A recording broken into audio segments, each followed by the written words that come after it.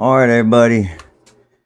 Well, summer is about here, and it's about time to get out there and do some. If y'all like to hit the flea markets or antique stores or what have you. So I figure we'll do a little bit of a video on what to look for when you're buying a pocket watch. If you come across any, or I'll give you some tips on what I look for. Um, so I'll tell you a few things that can help you. On some watches, your cases aren't really going to matter. Elgin's might be one of them, Walthams. If you can find one with a gold case, that's always a good thing. But or the silver case. But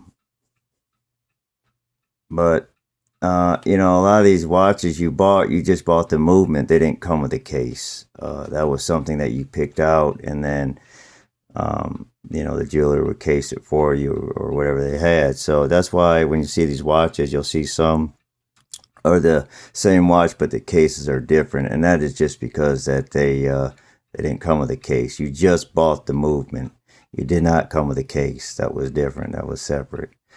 And so that was a lot of money. So you figured, you got this Elgin National watch here, and you just bought the movement, and then you had to go get the case. And this is an all silver case. So, which in my is worth more than the gold, because this is all silver. So this can be, you're going to get silver price for this. As for this, yeah, it might be 10 karat gold, but it's not all 10 karat gold. So let me point that out about the gold, y'all. That the gold, this is not all 10 karat gold. The whole case is not 10 karat gold. It just has, a minute piece of 10 karat gold. It's kind of like a plated, using gold. So that is a very missed thing. I see people selling them with a gold case, and they want astronomical prices because it's got a gold case. Well, that gold case ain't worth crap because the whole case is not pure gold. And once it's melted down, a lot of jewelers won't even take these because it's not worth it to them. There's more scrap metal in here than there is gold. It's not worth it. So to me, you're better off with the silver. You're going to get 1 ounce of silver. It's 1 ounce. This actually is what it is. And you're not going to mess around with the gold. So just be aware of that. So yeah, think about it, y'all. If this was actually like all gold, holy shit, you'd be looking at like what, $10,000 watch because it's all gold, but that's not what it is. So don't be fooled by that. All right. Anyway, so I'm with the silver. And I'm with the Elgin. So like I said, the cases were always all different. And so remember about the gold and the silver there, okay? Because just remember, the whole thing ain't gold. The silver is silver and the gold isn't. All right. So if you can take the back off on this one here, this is what they call a full plate. And this is where the gears are all hidden, and you only see the balance. The rest of it's hidden. It's called a full plate. If you can see the gears, and it's called a 3/4 plate. Full plates are a little bit harder to work on, just because you have to line all these pivots by putting the plate on top, and then you're kind of doing it, it's tricky. I've done my Hamilton, I think it's my 970 Railroad. It's got the salesman's watch. I did that one there, and yeah, it was kind of like hold your breath, because you do not want to mess that up. It would be, you can get parts for it, but good God Almighty, arm and a leg. So this is a full plate. Now, what you can do is, if you have your phone with you, because most people have a cell phone these days, if you take your cell phone, and you go to, being that this is an Elgin, go to Elgin website, and you want to type in those numbers right there. Those numbers will tell you everything about your watch. It'll tell you the year, how many was produced, what type of mainspring it has. All the information about this watch will be printed out for you. I mean, you can see it. So therefore, you get the accurate information that you need as far as how many, because everybody's going to say things are rare, this is rare. These are not rare, people. Okay, they made hundreds of thousands, if not in these watches. They're not rare. You can find them all over the place. A lot of them don't run. You can get parts for this watch is like really cheap. Okay, I could pick up one of these for probably like $20. Not running, but I don't need it to run because I just get the parts off of it, and they're just real simple. There's nothing to these watches. These are probably one of the most simplest watches as far as mechanical wise. Like I said, they're just a full plate, so they're just a little harder to work on, but still can be done. And you notice that the jewels, it doesn't have the ruby jewels. You can see how it's, the pivots are, just like, a hole in the brass or still whatever it is. So it's not fancy, it doesn't have all the bells and whistles. This is just like your everyday, still was a lot of money. Still, this was not a cheap watch, but it wasn't their most, fancy watch. So this would have been kind of like a consumer's watch, I guess you could say. Probably around $60, I would imagine, for around that time. $60, or maybe 30 or 40, something like that. But still a lot of money. If you're talking 1900s, you're gonna spend $20-$30 for a watch. If you're making $300 a year, that's still a lot of money. And you got to buy the case. So remember, you're still not getting a case. You got to buy the case yet. So okay. So what to look for is hands. You can see how this has two different hands. Is because I changed them. So this would have had the large hands on it, and then I lost a hand, or something happened to the hand. I actually put on another one. But when you look these up, it'll have a picture, and the picture is usually in black and white. They might have a colored one that you can kind of reference by, and you can use that picture to see what was originally on this watch, because you can change all of this. I mean, you can change the dial. You can put another dial on here. You can change the hands like I did. You can swap all these parts out, even the case, and that's not really relevant when you're buying one. It's just find your preference on what you like. But the rest of this can all be swapped out. So if you're looking for originality, it's better off that you type in those numbers, not on the case, not the case, people. It has to be on the movement only.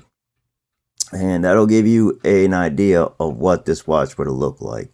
If you have a Waltham, go to the Waltham website, go to Waltham numbers lookup, and you'll see the link for that. If it's Elgin, type in Elgin watch lookup, numbers lookup, and you can do it that way there. So that is an Elgin, and this works for all watches. Okay, now this is the Illinois. This is my 23 jewel railroad watch. This is a little higher up in money now. Now you're talking, some dollars here. You went from, these watches here, like I said, maybe 60 on eBay. They're pretty cheap. To go to something like this, you're talking $300-$400, and that's because it's an Illinois Railroad watch. And when you're buying these watches, you need to look it up. You need to get that number, and you need to get a reference if you're not familiar with what you're buying. Like I said, these dials can be changed out. Somebody might want to change out the dial, put something else in there. They're bad about putting like them dials. I have like the little numbers, like the 5, the 10, the 15. Okay. That's not original. When you're buying original watches in Illinois, a railroad watch, you want it all to be original. You're going to spend $300-$400 on one of these. You want it all original. So the dial is ceramic. These are double sunk dials.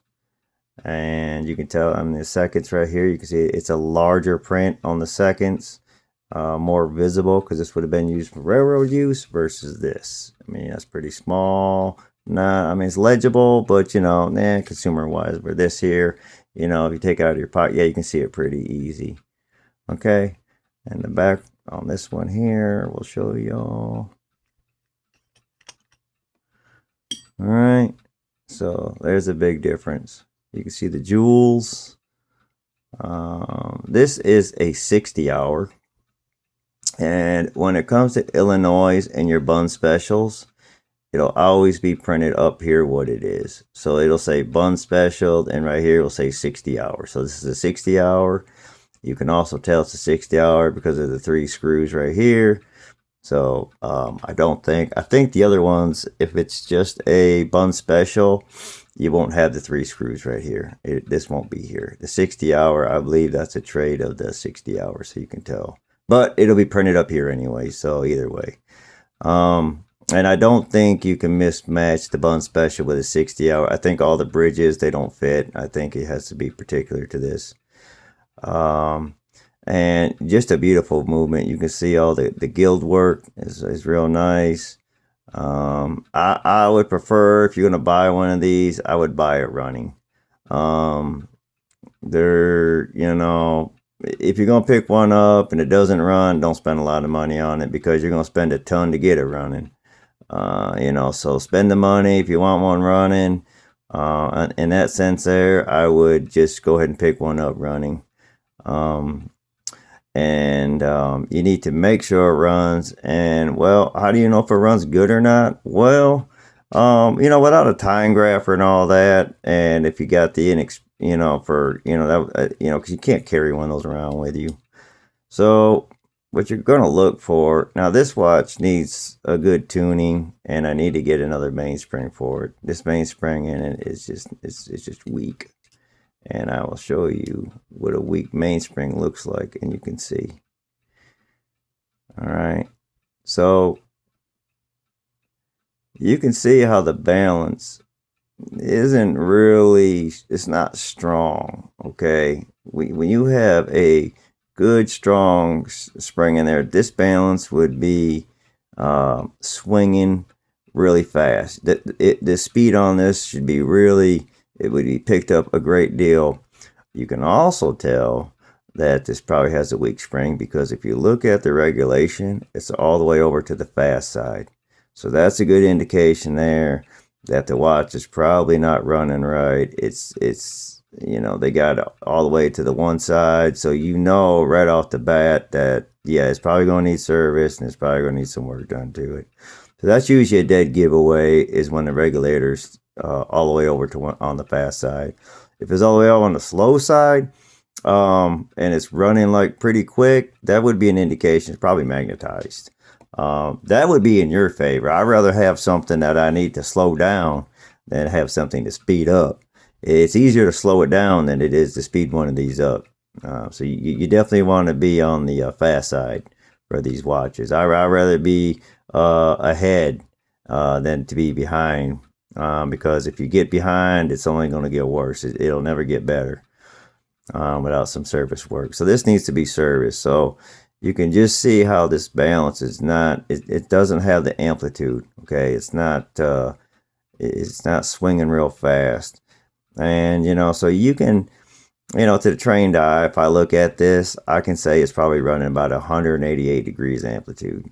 Okay, so from the degree, from like where it starts to where it should be swinging, it's about 188 degrees. Okay, a good strong running pocket watch should be around 290, 300. Okay, I would say, 300 might be a little fast. Let's say like 230, 240 or something like that. Let's put it in that ballpark. Okay, but nothing under 200. And anything under 200 would have to be probably the spring starting to wear. Right at 200, you're speeding up your watch. So this watch runs terrible. It's only like at 188. So even with the regulator up on the fast side, it's still not gaining. So that would indicate that it just needs a mainspring. And a lot of times these watches, that's all they need, is just a mainspring and a good service. But like I said, that can get costly. A jeweler, they're going to charge you an arm and a leg when it's really nothing to it. I find it, for me, it's a good hobby and I enjoy doing it. If you can find somebody that can do it for you for a good price or for nothing, That's even better because I don't charge nothing to do it. I just enjoy the hobby and get watches back in people's pockets. But and definitely carry the thing. I carry mine all over. It is no good to me to take these and buy them and shove them in a drawer somewhere. They weren't designed to be shoved in a drawer. All right, designed to be in your pocket.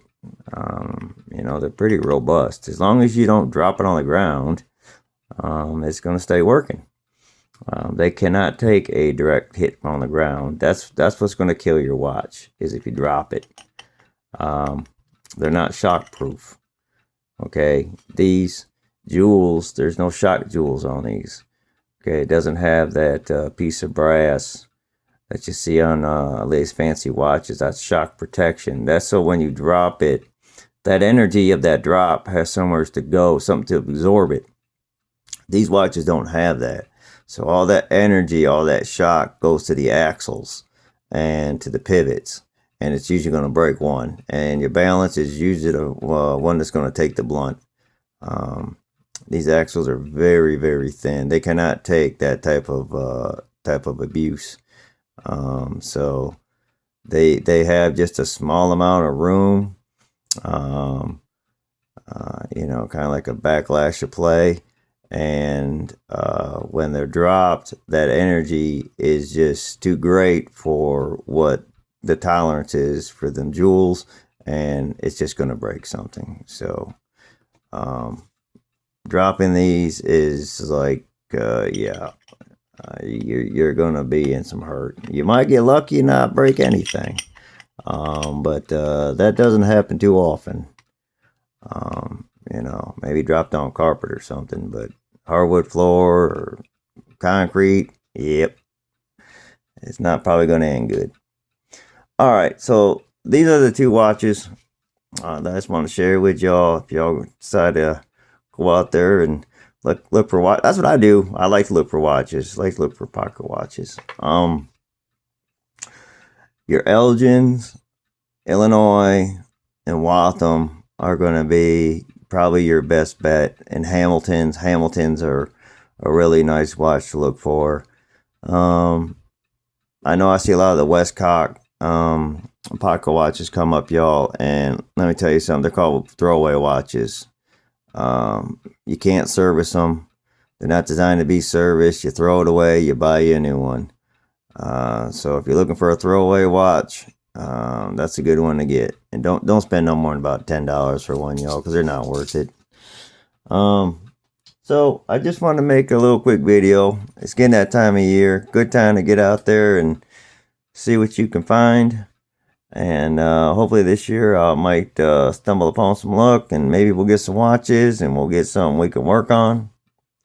We got this one here. We got to get serviced. We're going to do a mainspring on this one here pretty soon. We'll get that one figured out, because this belongs to it's part of my collection. Well, they're all part of my collection, but so it needs to be back where it should be. Yeah, as you can see, we got a few things on the bench. We got the Illinois back there. It's just kind of like in the parts.